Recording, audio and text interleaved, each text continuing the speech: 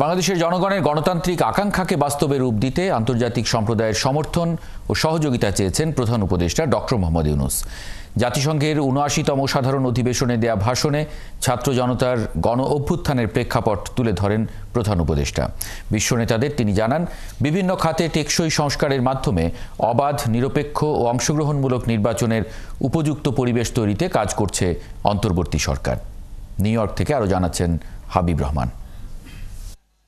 গেল ৫ আগস্ট বাংলাদেশে রাজনৈতিক পট পরিবর্তনের প্রেক্ষাপটে অন্তর্বর্তী সরকারের দায়িত্ব নেওয়ার পর প্রথম বিশ্ব আসরে প্রধান উপদেষ্টা ডক্টর মোহাম্মদ ইউনূস জাতিসংঘের ৭৯তম সাধারণ অধিবেশনে বাংলা ভাষায় নিজের দেশকে তুলে ধরলেন শান্তিতে নোবেলজয়ী এই অর্থনীতিবিদ।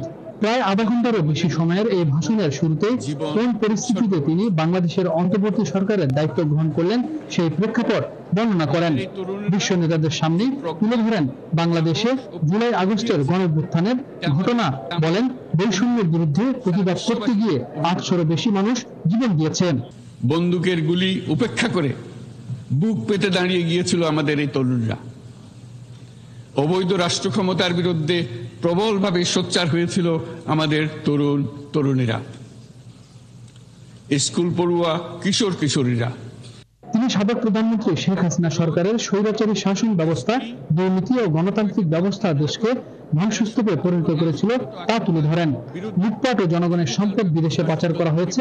পাচার হওয়া বিপুল সম্পদ দেশে ফিরিয়ে আনতে আন্তর্জাতিক সম্প্রদায়ের সহযোগিতা চান তিনি। এই ক্ষেত্রে অবৈধ অর্থের প্রবাহ এবং উন্নয়নশীল দেশগুলো থেকে সম্পদ পাচার বন্ধ করা অত্যন্ত আবশ্যক। উন্নয়নশীল দেশগুলো থেকে পাচার হয়ে যাওয়া সম্পদ ফেরত আনার জন্য আন্তর্জাতিক সহযোগিতা জোরদার করতে হবে। ডক্টর ইউনূস বলেন, মানুষের আস্থা ও আত্মবিশ্বাস ফিরিয়ে আনতে আইন ও বিচার, সংবিধান, নির্বাচন কমিশন সহ ৬টি খাতে সংস্কারের লক্ষ্যে কমিশন গঠন করা হয়েছে, যার মাধ্যমে একটি অংশগ্রহণমূলক নির্বাচনের পরিবেশ তৈরি করা হচ্ছে।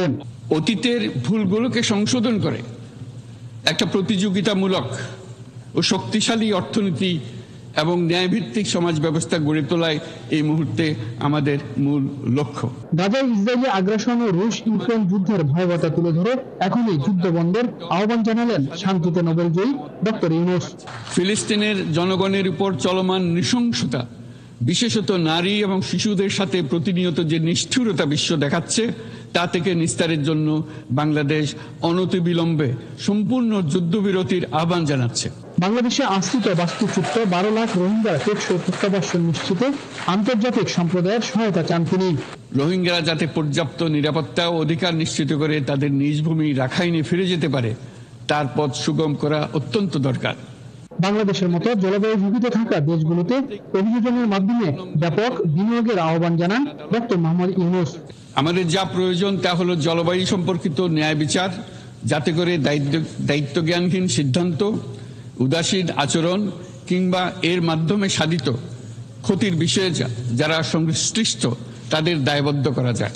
বাংলাদেশের জেনারেশন জিত তৈরি করা মনসুন অভ্যুত্থান আগামীতে বিশ্বের বিভিন্ন প্রান্তের মানুষকে মুক্তি ও ন্যায় বিচারের পক্ষে দাঁড়াতে অনুপ্রেরণা যোগাবে বলেও বিশ্ব নেতাদের সামনে তুলে ধরেন।